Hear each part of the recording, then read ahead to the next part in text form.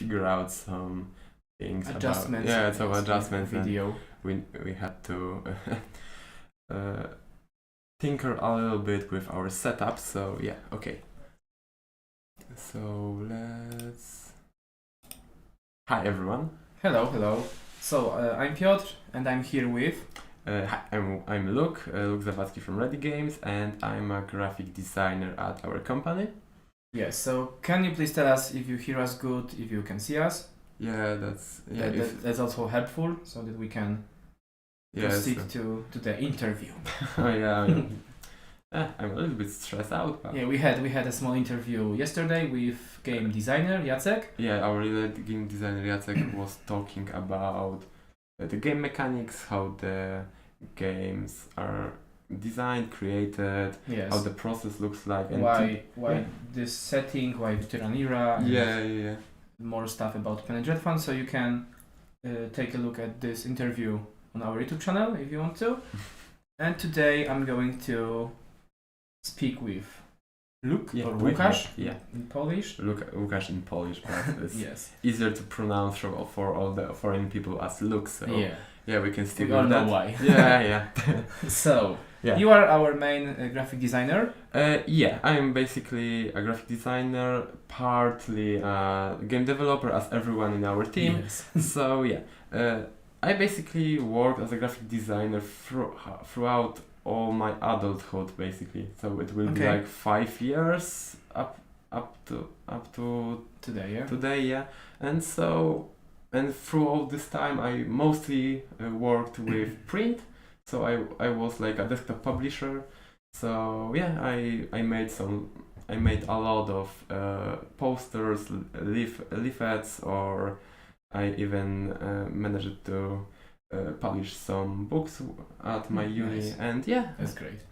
Yeah, and on the other hand, I'm also a big fan of card games. For the past 12 years. Okay, I will ask about this maybe later. Yeah, because now I would like to get to know a little more about the whole process of creating the layout of the game. Yeah. What is the layout and how you create this? Yeah, okay, so basically the layout is the graphic design of all elements in the game. So because, for example, cards.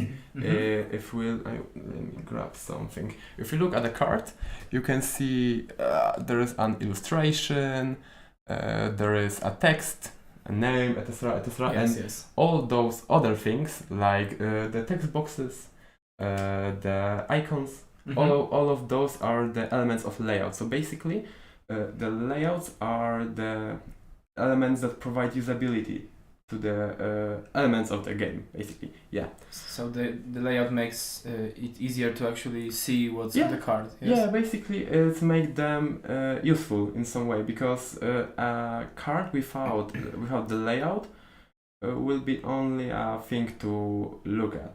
It won't be a playable element in the whole tabletop game.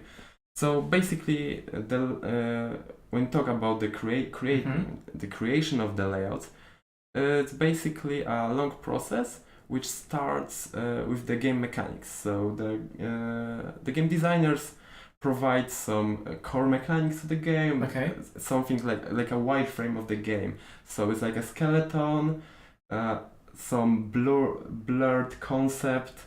And then we start working with text, card mechanics, text, or the vision of the lead game designer, and we try to put all the necessary components on a medium. And those media can be cards, those can be board tiles, even tokens. Yeah, tokens, everything, and yeah. Basically, the first step is to recognize what we even need. Yeah, we need to write down our needs. Do you do this at the beginning and on the paper, or do you do this in computer? It depends. Sometimes we do paper ones. Sometimes we start already on the computer, but most of the time we just take some white paper. And yeah, basically draw on it with Sharpies or pens, and After that, we are making so-called wireframes. I will show you. Yeah, you have some examples, Yeah, right? we have some examples. Let me just dig some of them. I want to show you how. Oh, okay. So this is not only a wireframe of a card. It's also Can they see this? Yeah. I will show it in a second. Okay. It's right here. Oh, Okay. you can Tell look us at more this. what is Yeah, basically the thing on the left is a wireframe of the card. So first we made a paper prototype of the card. this? Okay. We wrote down everything that should have been on a card. So Mhm. you can see. Yeah, there's the title, some icons. Yeah, this is basically a demonic hunt from the Dreadfun second edition. Okay. But it's really simple down, and this is one of the first concepts of the card. So basically, you can see that we wrote down all the elements. So there is a health of the monster in the upper left corner. Okay. Next to it, there is a name. Under the name, we have the keywords. Mm-hmm. And there's a big gray space for the illustration. Yes. Yeah, as you can guess. And weaknesses, underneath those are retaliation, weaknesses, retaliation, and the loot. So basically, that was the first concept made on a computer, right after the paper ones. So yeah, we went from totally different from what we have right now. it's completely different.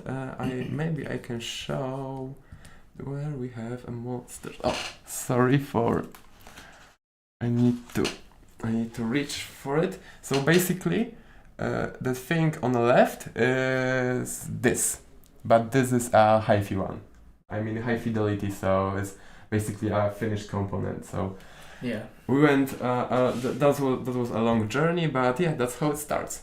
And yeah, the thing on the right is it's an abomination that I made because our lead game designer Jacek told me to make some more gothic, dark layouts, and I was experimenting with a lot of stupid assets from the internet, and this is an example because sometimes I just scrap things from all over the place you just go to the Google or some stock photos website, and you just look for some elements that are, for example, gothic, Victorian, or I don't know, sci-fi themed, and you scrap them together.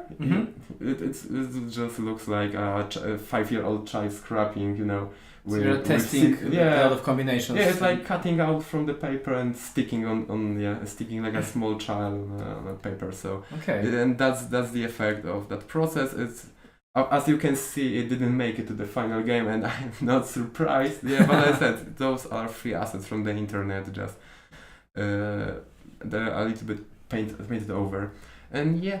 So that actually may lead to my next question. Oh, sorry. That is, what makes a good tabletop layout?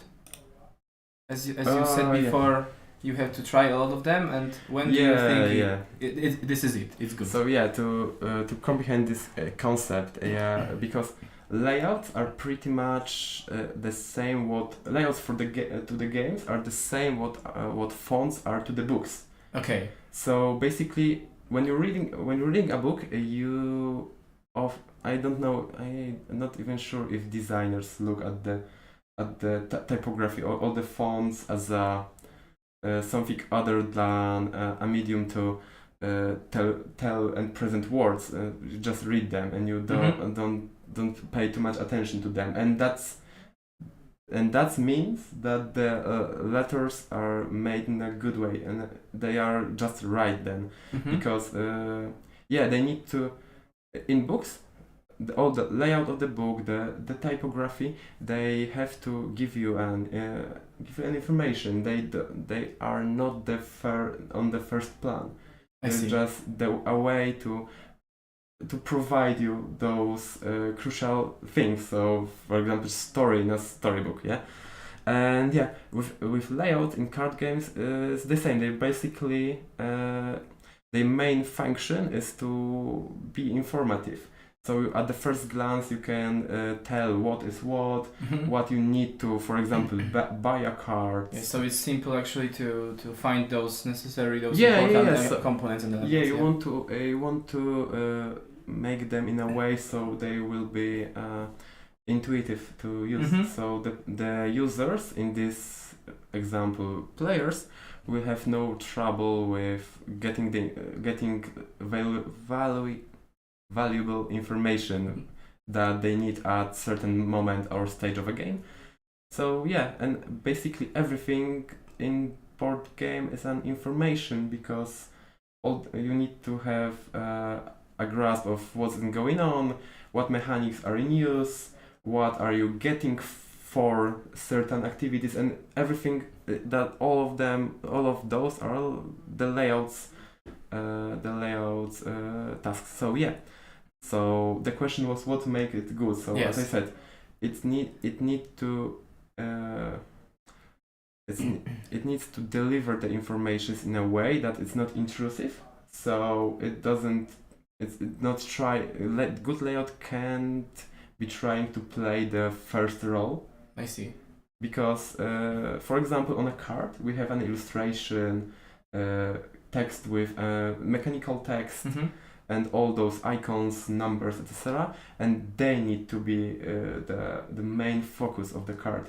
You can't make a layout that tries to hide them in a way that it's trying to be so sparkling, so cool and pretty that it shifts attention from those crucial elements to it. So yeah, it should be informative. It should be clear.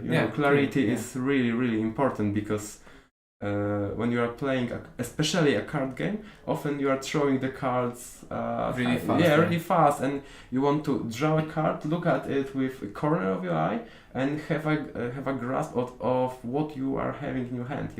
So basically, things like the names should be always in the same place, because we recognize cards with art and names. Yes. So basically. Later on it's true. Yeah. So that's why the names are at the top of the cards, because as I said, you associate the effects, the mechanics of the card with its name and its illustration. So those two informations, because they are some kind of information too, should be at the top, and that's how it goes.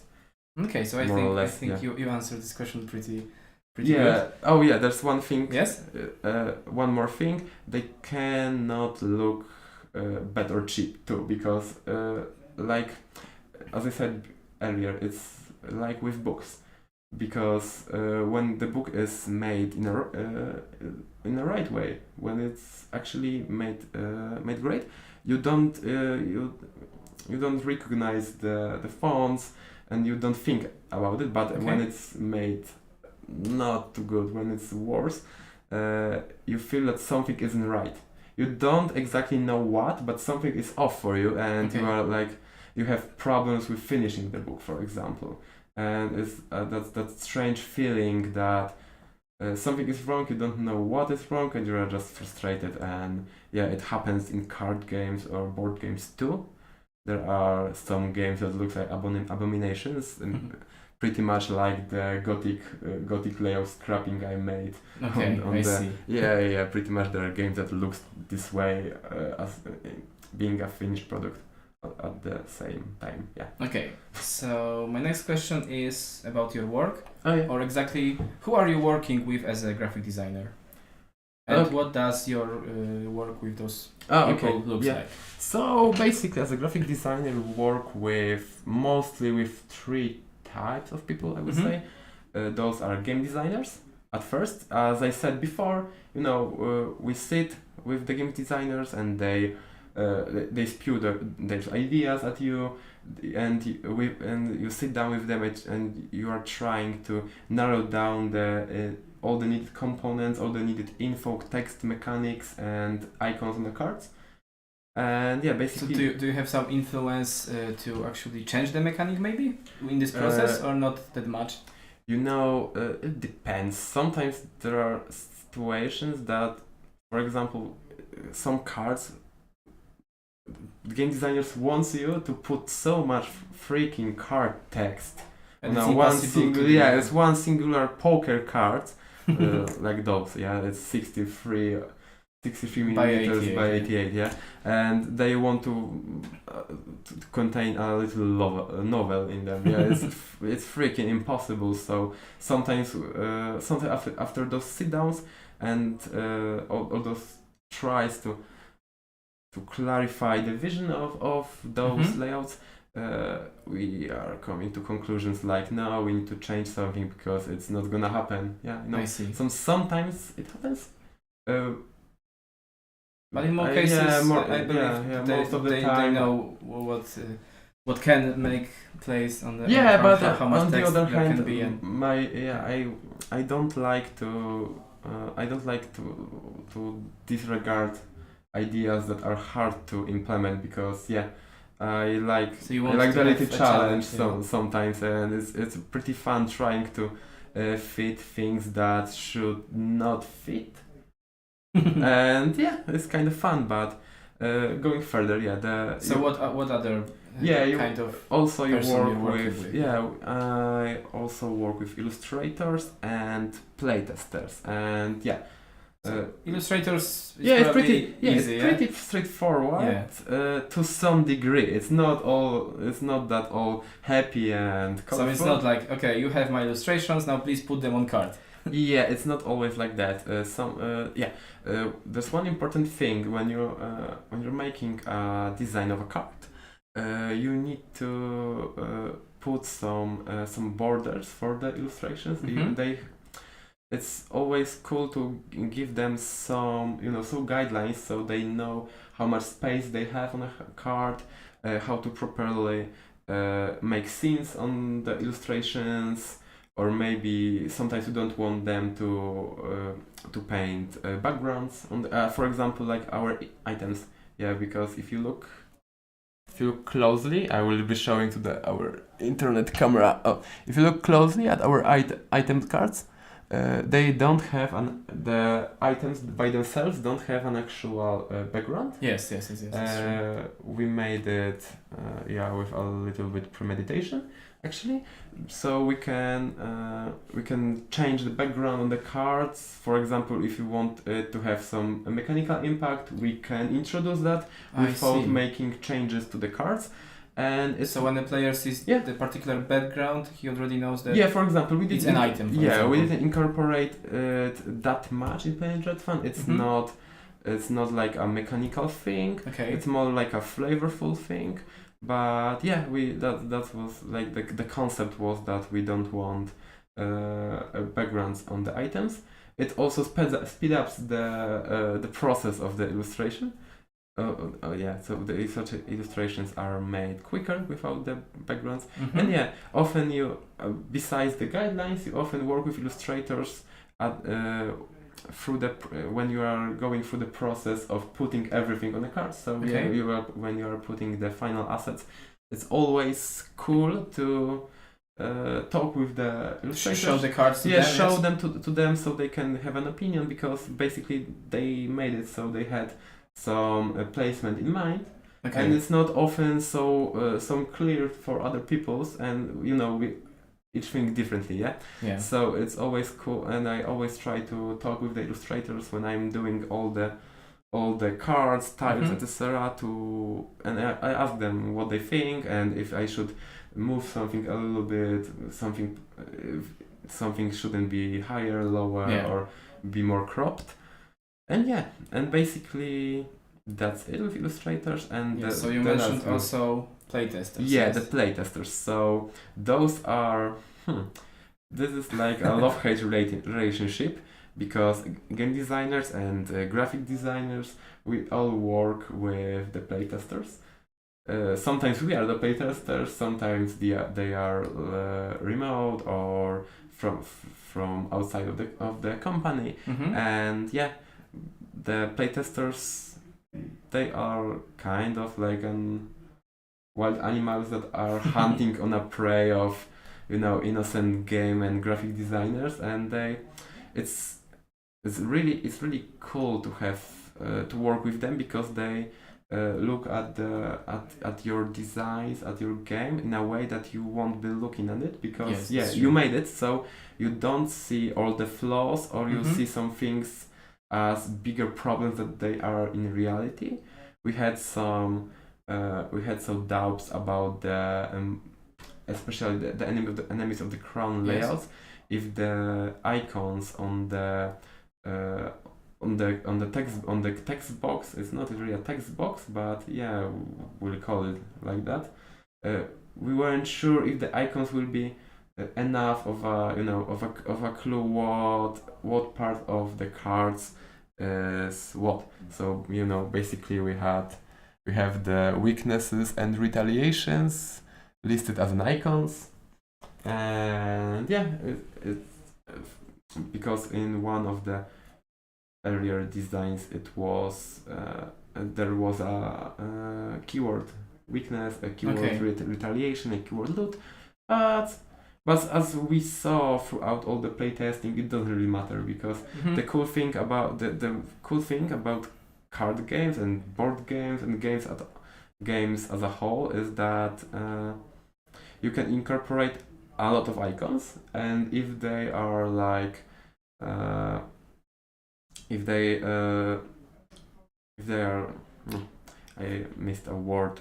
I want to say that if they appear in the same context, in the same place often, and people... You mean between the games? Yeah, between the games and between the cards, and people just get used to them, and all they need is like one reading of the instruction, and they are good to go, and they will remember it after one play. So there's really not that much of a need to put a lot of text on the card, and that's really cool. And the playtesters always, going back to the topic, the playtesters always, they are like, you need to change that, you need to change that, I don't like this thing, and you need to filter the feedback. Yes. Some information are useful, some not so much. Because you as a designer, and it doesn't matter if you're a game designer or a graphic designer or any other kind of people that works with human feedback, you need to be like just a filter. You can't take all the feedback as a sanity, or you can't throw away all the feedback, because everything that people say have some reasoning behind it. You just need to know what is important and what is not. And the playtesters give you like a other view on some things. And it's really cool. Sometimes there's pure bullshit, but it happens everywhere. So Okay. So in the meantime, if you have any questions to Łukasz here, you can please write them here on the YouTube chat, and I will ask them later on. Yes. And we can proceed to the next question, I believe. So the next one is going back to Dreadfun, actually. Okay. And I would like to ask you, what was your most challenging thing to design? Oh boy. Okay, here we go. So I think that there are two actually things that I want to talk about. Okay. The first one, as we already started talking about them, are the enemies of the crown, but not the normal enemies of the crown, but the bosses and mini bosses. Okay. Because as you've seen previously, the enemies of the crown have that wacky, fun little text box with all those icons, those weaknesses, retaliation, and the effect of the card, the loot part. That's the effect that you get when you play the card from your hand after defeating it. So and all the bosses and mini bosses have special rules, and oh boy, some of those rules are basically novels. I mean, novels or encyclopedias. And you have to put them on the card. I had to put them on a card, and we wanted to keep the same theme of a card, so we you see a boss and you know it's still an enemy. We didn't want to make this too much distinct layouts, because it will make completely unneeded commotion and confusion, and no one wants that. So yeah, basically I had to incorporate a lot of text into really small space, and I succeeded. Sometimes I had to balance on the border, on the edge of the text being too small to read. Okay. Because there's for the printed medias there's like a edge, that a border that you can't cross, because the printers will just printers will won't even print it as a text. It will be some black Strange dots. lines. It's everything under 4 points will be printed. 4 points, that's small. 4 points is really small, but everything under 4 points will be printed as dots, as black dots on a background. So you can't cross this line. I mean, sometimes you can, if you know that the factory or the print company have high quality. Really high machines, quality, really new machines, but that's not always the case. I would say that's a minority. Yeah, you need to be super sure about this. You need to be really sure, and you need to have like not even a maybe a proof or something like proof, that. and it should be like a real proof from the actual machine, not a digital one. So basically, and that I was will the first one. and I will show it maybe. Because here we have a card. I don't know if you will see it, but there's there's a box. Wait, with I text. will. Maybe you have. I will say. Okay, you probably see it. You maybe can't read it, Maybe but you can see that. One next to it. Oh yeah, and the normal one don't have this box, but it works. It's readable. So it's a card game, and I'm a card game player by myself, and we are used to text that looks like this, so that's not a real problem, because as long as you can read it is okay. So what was the second problem? the second problem. The second challenge was all those cardboard 3D elements, and I don't. You mean those? I mean those because those beauties. Those beauties. Story of those is actually is completely stupid. So those things, maybe not those particular designs. Those are super simple to make actually, but the way that they went through is really really wacky, because right now, as you can see, this is like a small cardboard building, and you can put a mini in here because it's a shortcut in our game, so you can hide from monsters in there and move faster around the map. So at first we wanted to design a 3D cardboard elements that would be a part of a map, but they would be on another level. So we wanted to basically make small buildings from cardboard, and we wanted to, because Victorian London was actually a little bit cyberpunkish city, because it was divided into the levels. So, I see. There like people were hanging out of the roof. There was a lot of people going through the roofs, because sometimes it was the quickest way to get from point A to B. There was a lot of commotion in the sewers. So basically the city had 3 levels, and it's like cyberpunkish cool idea. I wanted to incorporate that in a game. So we started, I will show you in a second. You have some examples. We started with a basic idea of a bridge, and we wanted to make the shortcuts bridges. So you can put a bridge in between two tiles, and they would be connected one to each other with this fancy building. And on the left you can see the cutout of the first prototype of this bridge. Of the bridge. It didn't work at all. As you can see, it has even a field on the center when you could where you can put a mini. And there was one particular problem with those. they are not flexible enough, and we try to make them like modular, so you could build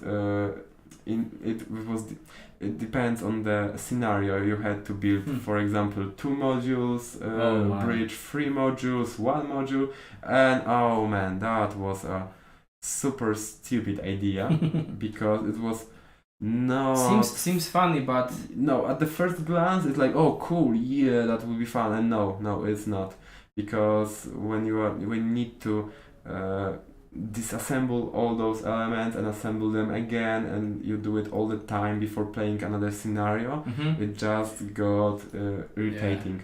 Yeah. So I see. So yeah, and on the right you can see a more sophisticated model of a bridge. It's not that much of a bridge. This was that's actually a half of it. It's a building with how it called, a wooden plank on top of it.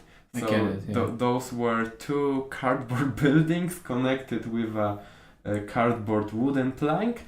So it was like, so you had the idea of going up, over the roofs, and it was stupid too, because but they would cover the map, or they were like on the outside. We wanted them to be outside, but we were really limited to, they had to have specific length. So they couldn't, for example, connect two tiles that are, for example, I don't know, more.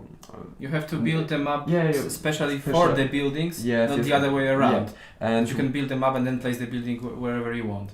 So we basically scrapped the idea, and we made those. Those are basically those are buildings. This one is a pipe shortcut. It looks a little bit like a Victorian variation of Super Mario pipe, and this one cardboard building is actually, those are the roofs of the Victorian London. And the cool thing about those is that you only put 2 tokens on any 2 tiles. And you connect them with a shortcut, and it's much more elegant solution, simpler. And there's another thing with all those big wacky buildings. You need to store them in some way. So you would need a huge box. Our box will be huge already, and with all those cardboard cutouts, you don't want to disassemble them too often, because they will just tear apart. So you need a way to store them in a box as a whole building. And we just scrapped the idea in pain, because we wasted a little bit time on those. But I mean, it's it's more right now. It's more elegant. It's basically an upgrade with upgrade reached by downgrading the simplicity rules. Simplicity rules. So that was the most 2 challenging thing. Actually, yes. Anything ahead of you, or is it over? What do you think? I mean, we are right now. I'm tinkering with boss rush mode. Because some time ago we finished the whole mechanics. We managed to finish the co-op mode of our game. We were able to saw actually how the we're playing. Me and Jacek, we're playing it today on the morning stream. It's actually still on the table, and we finished it. And as we talked throughout the game, the bosses, they have a little small rule book on the other side, and I'm still tinkering with them. They are pretty much finished, but I need to there are some adjustments to make. I need to make sure that no text is too small, and I'm still trying to cut it. Also it's not too much of a text. You're almost done, and but it's no more challenges, I hope. I hope too. I hope so too. Yeah, because those were really. Okay, so a little bit of Pen and Dreadfun. You said a lot about our game here. Yeah. So you kept repeating that you are a big fan of card games. Oh yeah, sure. So for what sure. are your favorite card games? What did you play? Oh, so yeah, favorite. I mean, my relation with card games is like ambiguous. So you know, I love playing card games, but I'm often pissed by them. Yeah, because they can be infuriating, especially the competitive ones. Because Okay, so you are a competitive player. kind of, yeah. For the last 12 years, there's always have been a card game in my life. I can't. So if you end one, you start another Yeah, one. yeah. Like Basically, that? Yes. it works like that. I can't have a long time without one card game. And you know, tabletop card games, digital card games, you name it, everything. Yeah, I played basically every big digital card game. Okay. And most of the big competitive tabletops, like MTG. I played a lot of Yu-Gi-Oh as a child, and I went to some tournaments. I once or twice I was at the Poland Championship. Okay. With no results, Nice. but hey. It's still a championship. Yeah. And I played a little bit of Veto, for example. Mhm. A lot. Right now, sometimes I play Star or Hero Realms, you know, Okay, those pretty basic but cool deck building card games, because deck buildings are really cool too. I'm a big fan of Slay the Spire, the indie deck building roguelike game, because I love roguelikes and I really love card games, as I said. And yeah, it's basically those. I had some a little bit of competitive moments, so I played in some official Hearthstone tournaments. Mm. Yeah, I spent a lot of time on that game and money. Yeah, and basically I had a shot at playoffs once. I failed, but it was a cool experience because I played in a professional setup with Yes. judges, etc. It was really cool. And yeah, so talking about board and So what besides I have, card games, one question about card Yeah. games. Yeah, I have. So playing all those card games, Yeah. does this help with creating a card game? For sure. I mean, if you take any card game, you will see Because that. Penny is like half card, half adventure game. Yeah, It's yeah, yeah, card, yeah, card because building actually and adventure. yeah, but the cards have all the tropes of standard card games cards, because basically the deck building element forces us to use like a known pattern, known design of cards, because people who are familiar with deck buildings will have a much lower entry point, yes. to the game, yeah. And basically, if you look at all the card games, they pretty much look the same in a sense of how the informations are placed on the cards, I because see.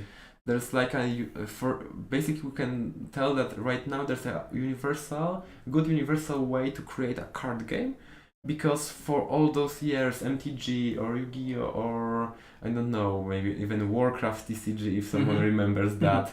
I played that. Oh yeah, I see. I played a little bit with starters mostly, no tournaments or such, but yeah, it was a cool game actually. I love the rides in there because Yes. Onyxia Layer was really cool. But yeah, back to the topic. So basically, if you look on, all the card games look similar, and it's not. It's a good thing, I believe. Yeah, it's really a good thing, because you know you can You jump. see to the new game and you know what is where and and you can find how to play. yourself. You just learn the concepts, new yeah. concept. Yeah, in this yeah, particular game. There's a little bit. There are some twists in digital card games, because they are perceived in other way than I see. yeah, tabletop card game, and I think that pretty much Hearthstone nailed it down really good. They changed the placements of some things. They simplify the card text. They simplify the card text a lot. Sometimes you don't even know what the card will do until you play it on a board. So. Okay. But yeah, that's I think is a completely different experience playing a card game on a computer and playing a card game on a table. So yeah, that's from where the differences come. And I often not sure about the games that try to imitate the Hearthstone layout I see. on a board in a tabletop game. I'm not sure about that. There's a few of those. I won't name it because I can't really because that's a Penny Dreadfun's stream. And yeah, basically I'm not sure about it, but yeah, pretty much yeah. All the card games looks alike. What about other games? Do you like to play I love other kind of games? Yeah, I love Euro games. I'm a freaking Euro nerd. Yes, I like those. I like all those games that are a little bit like Carcassonne, not exactly tile placement games, but the games that are simple at the first glance, but when you play in a competitive environment, it gets so freaking hard because everyone is try-harding them best. They are thinking about the moves for like 15 minutes. And you have a really, really close games because you calculate all the results in advance. Yes. And I really like all those simple but demanding on a higher level games. I get it. Like Splendor, Catan. I don't like, to be honest. But yeah, all those stupid little games like Jaipur or Carcassonne, and yeah, the bigger Euro games are cool too, but I have a lot. The best fun I have with those are the mediums one. Yeah. Okay. So as we all might know, those bigger Euro games, they are not so pretty. Oh no, they are ugly. As for example, some card games or some smaller, easier games. I mean, all the Uwe Rosenberg games are fucking horrendous. I mean, they are horrendous. Why do you think it is like this? So they do not have beautiful illustrations, shiny colors, stuff like that. Oh yeah, as we talked before about what makes a layout good. We said clarity, good way of providing informations, easy access to those informations, and when there's one thing in Euro games, you need to be able to see everything on a first glance, because in the more advanced one, you need to calculate a lot in a short time spans. So basically, in a lot of spaces as well. Yeah, in a lot of spaces often too, because there will one be table here, one table there. Yeah, some markers there. Yeah, like five freaking boards of tokens, etc. I mean, those are hard to play, and yeah, you need to be able to have a grasp of everything that is going on the board. So basically, you want to make the illustrations that much less cluttered, so the vital infos will be on the first plan. So that's basically the reverse from adventures and American style games. Yeah. Because in American style games, you always put the emphasis on the looks. You want the game to be feel actually. Yeah, you want to like you are on the board. Yeah. You want the immersion needs to be higher because adventure games are all about those role-playing elements. For me, for example, I'm not a really big fan of adventure games. Okay. But I really, really love the role-playing aspects of those games. I see. And I'm that type of a person that gets really immersed in the game. The games let me. So yeah, all those American style games have those bold, pretty illustrations, and they are put out on the miniatures. Yeah, on the front. Yeah, the miniatures, all those things, and yeah. So the Euro economy games. Yeah, the Euro games are the complete reversal of that, because we said that in our game the layouts can be the first thing that you see when you look at the cards. You need to have all those info. In Euro games it's a little bit different. Still, the information is the king in them. Yeah, all those mechanics. There is so many information that so you can't allow any more illustrations and graphic. So you cut down on the illustrations and you make them wacky or not finished, so they look like not finished, and it helps, and really helps in the readability of the game. Yeah. So each game is different, I believe. Yeah. Okay, so maybe it's time for some funny stories. What is a funny story of you while working at game designs, game layouts? Oh, yeah, so there's one, and it will be tied to the Euro games. Okay. Yeah, those things that we were talking about. So, yeah, as we said, Euro games need to be completely clear. You need to have all the information at the first glance. So, some time ago, here at Redi Games, we made a Family Plus Euro game for the Polish publisher Muduko. We are waiting for the print of the game. Actually. Yeah, the print of the game. Yeah, the game should be in 2021 in the first quarter. It will be called Jodłogrody Małe. So in Polish, in Polish, it basically means something like Pineville or something like that. It's the name of a town in Polish. Yeah, it's a funny name of the town. So yeah. This is basically a Family Plus Euro game. More economic one, yeah? Yeah, more economic one when you build some buildings and you have a big map. But not as complicated. Yeah, it's a Family Plus game still. Yeah, so you can play with children. Yeah. It's like 8 plus. You know? Yeah, so nice. you basically have a map. When you put cards to build the buildings, you put some tokens on a map to move them around. And me and Jacek, we were like, why all those Euro games are so freaking ugly? It can't be that hard to make up. Now we know the answer. Yeah. So we were like, how hard is it to make a pretty Euro game?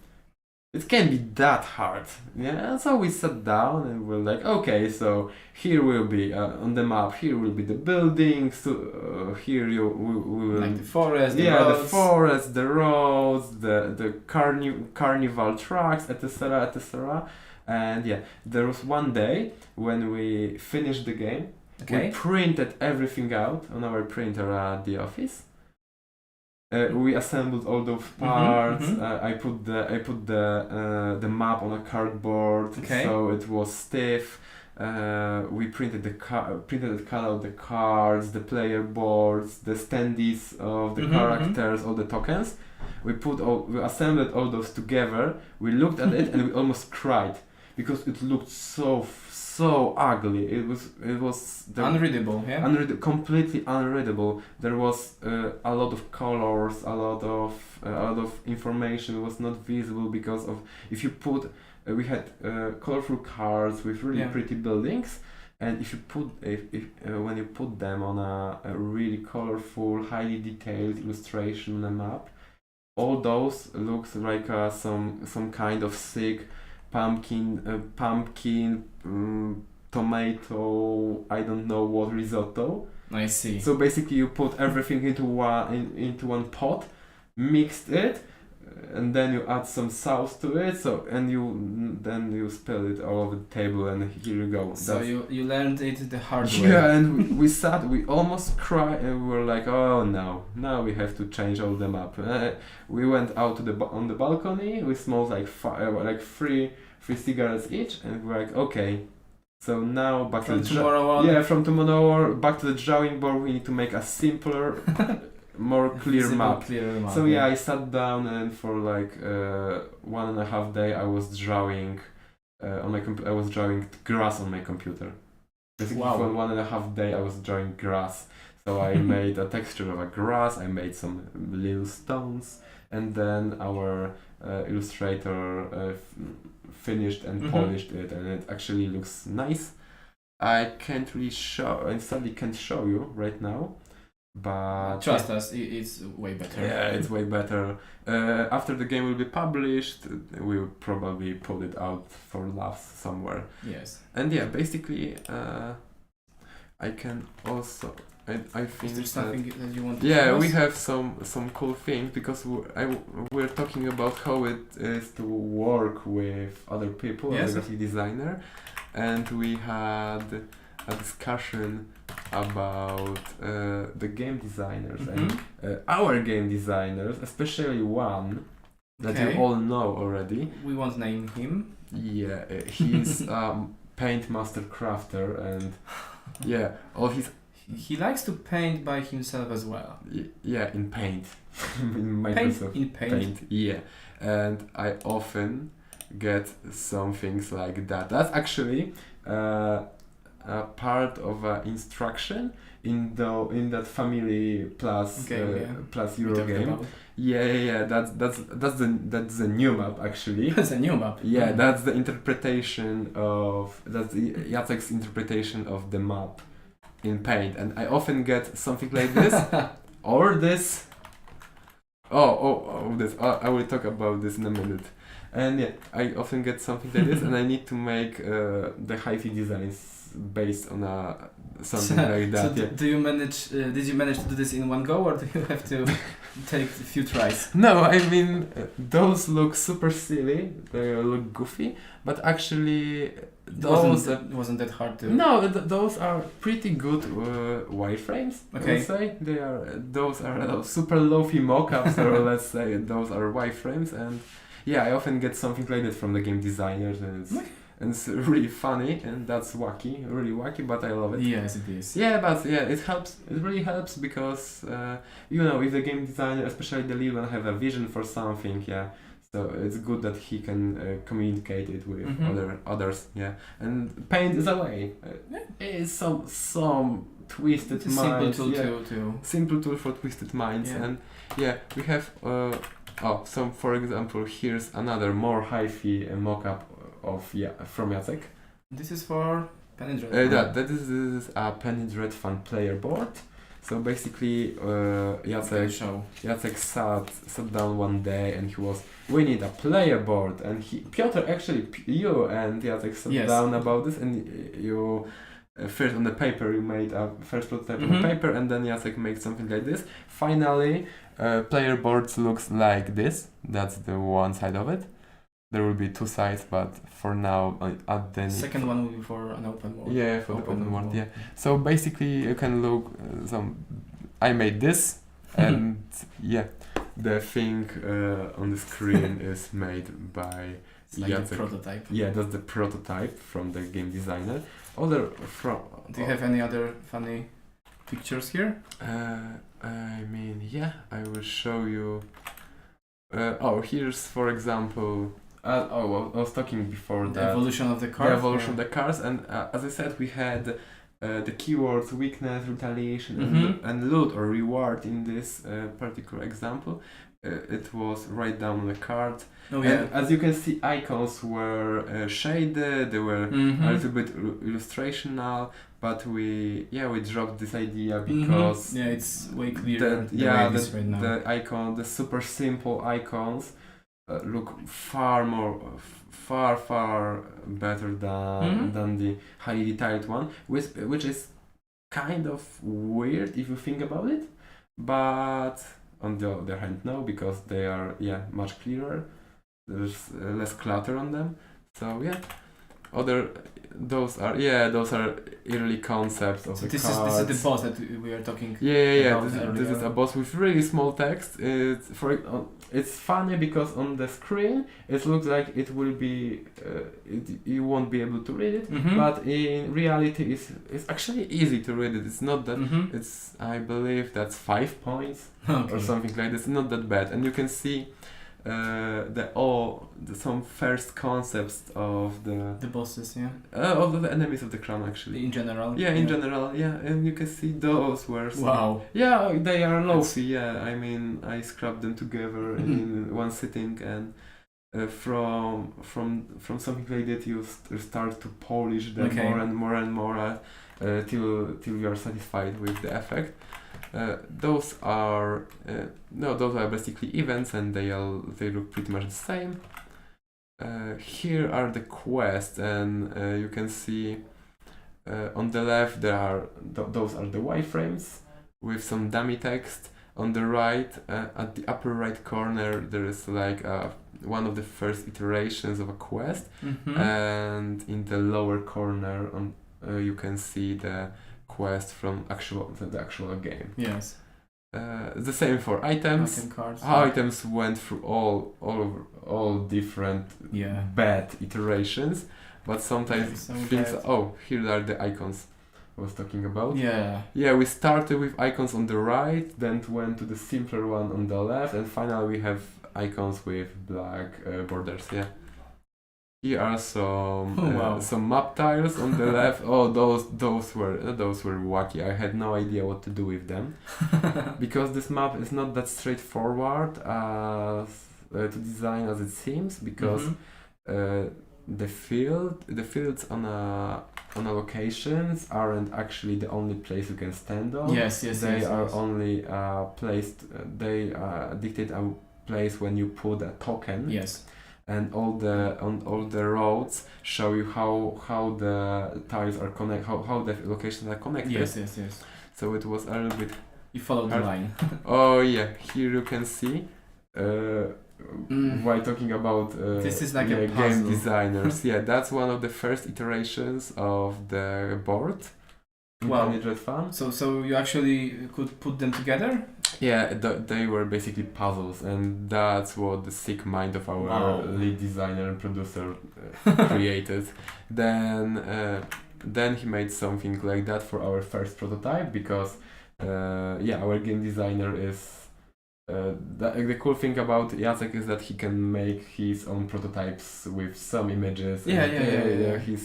He's not a complete moron if it comes down to the graphic programs. So that's really cool, because I hope that he will appreciate it. Yeah, I hope so too. Yeah, I mean, those are not that so bad. I mean, for a person that has no clue, had no idea how to operate in all those graphic programs before working here.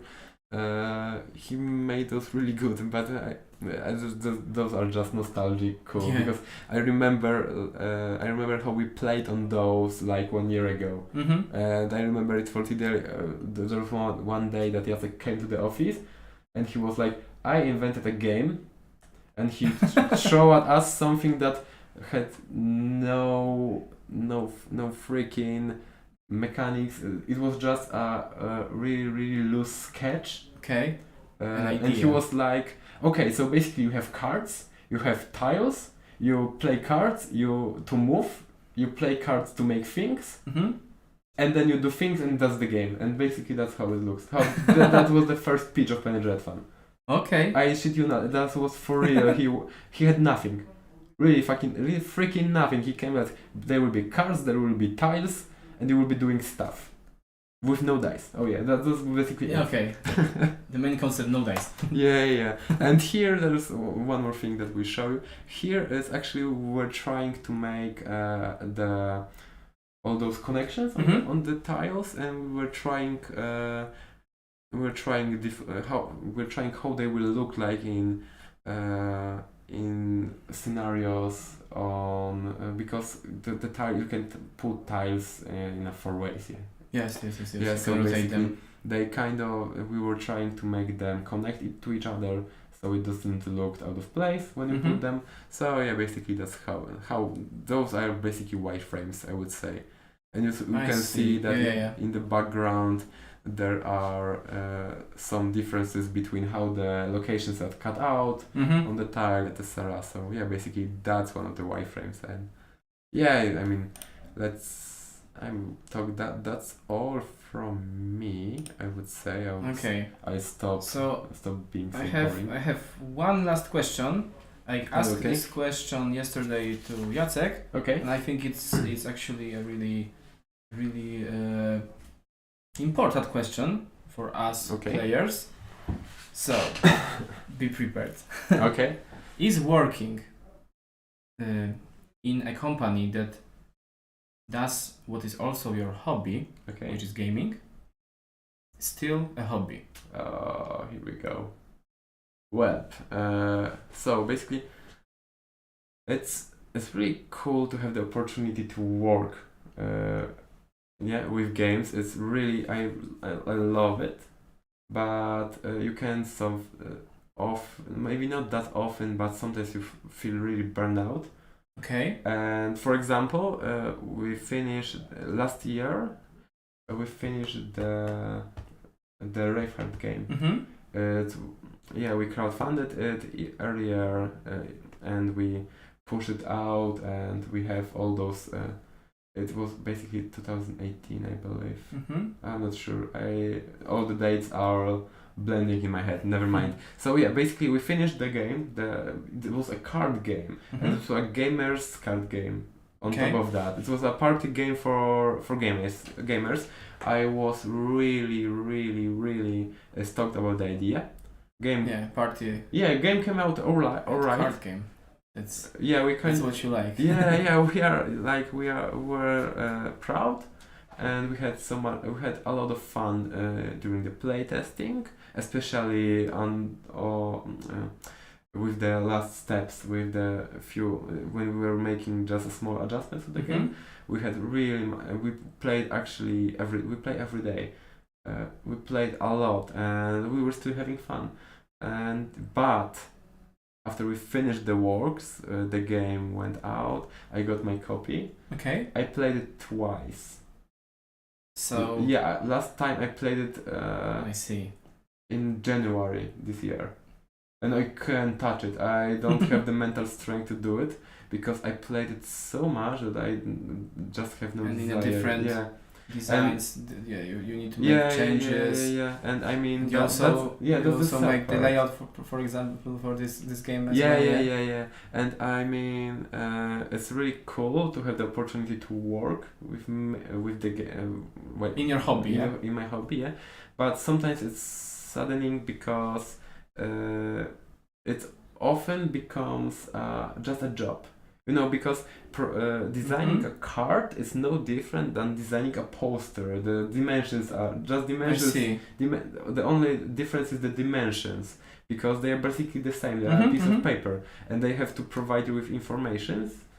Yeah, like all the things that you design as a graphic designer, they have to be usable by some people. So basically, being a graphic designer in a game dev company is no different.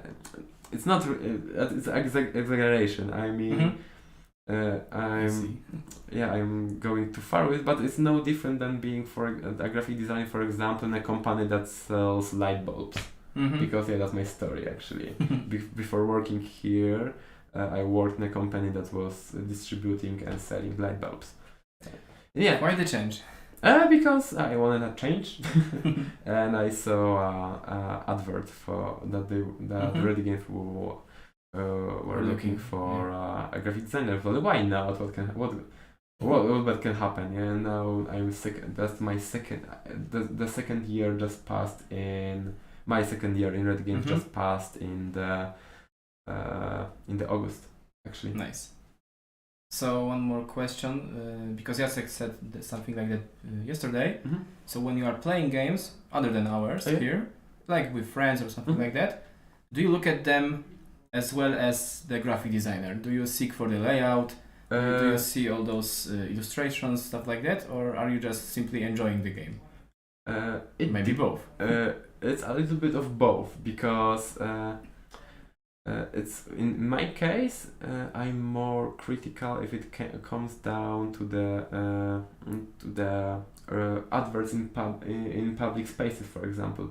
Those are things that I look at when I'm strolling through the city by foot or by bike or by car. I look at those and I'm like, that's bad, that's good, that's terrible. Why this thing is even hanging from there, While I'm playing card games, most of the time, card games or games at all, I'm mostly trying to have fun. Okay.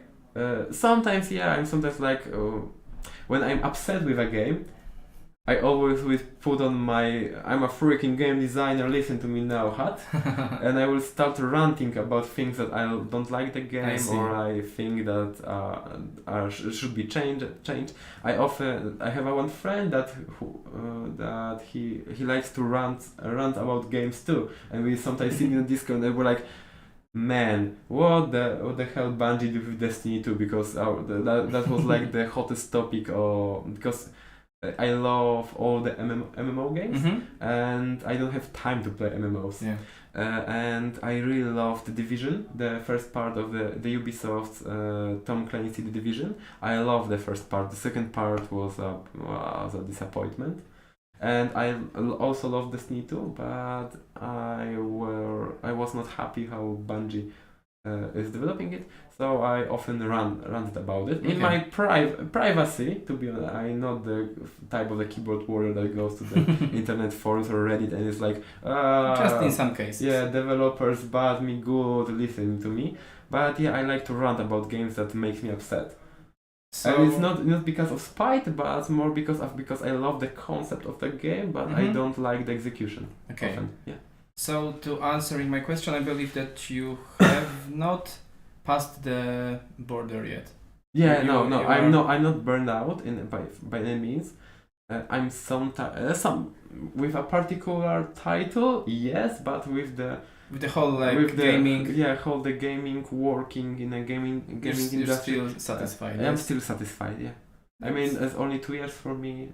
Jacek works a little longer, like 4 times longer than me in the industry, so he might be a little bit burned out, but still, He said it depends. yeah, it depends because for example, events. Yeah, events are the best part of this job. Sadly, in this year we don't have those. Yeah, because The situation in the the world, situation in the world like is it is. Yeah. it's how it is. But all those the fandom events, all those games events, all those meeting with people. meeting yeah. with people, talking with them, playing with them, gives do- us as producers motivations to and, yeah. work. You know, when you meet all those people that that are coming to the conventions and such, you know why you work in the industry. Yes. Yeah, because it's part of the entertainment industry. By any means you can. There's no way you won't say that the games are the part of the entertainment industry. Basically, the GTA 5 is the most profitable entertainment product of all time, and basically the games give people fun, and all those people. I really love all those, because nerdy people think that all the players are nerdy. They don't like to socialize, but it's completely the opposite, because Yes. when you go to the conventions you meet all those people who also love Warhammer, for example, like us, because we are big Warhammer fans in our office, and you meet all of those people and you know why you play, to give all those emotions And to they are them. happy to play new game. Yeah, they are- test like games like Penny. So basically that's a really cool part of this job too. Okay, so with this positive vibe, I think that's all from that's me. all. Yeah, that's all from me too. If someone of you have some question, feel free to ask in the live chat. You can join our Discord or other social media. Check you us can- on internet. there's you can see here. Here you can see our link to our Facebook, to our Instagram, and here you can subscribe to our newsletter to know everything about our incoming Kickstarter release.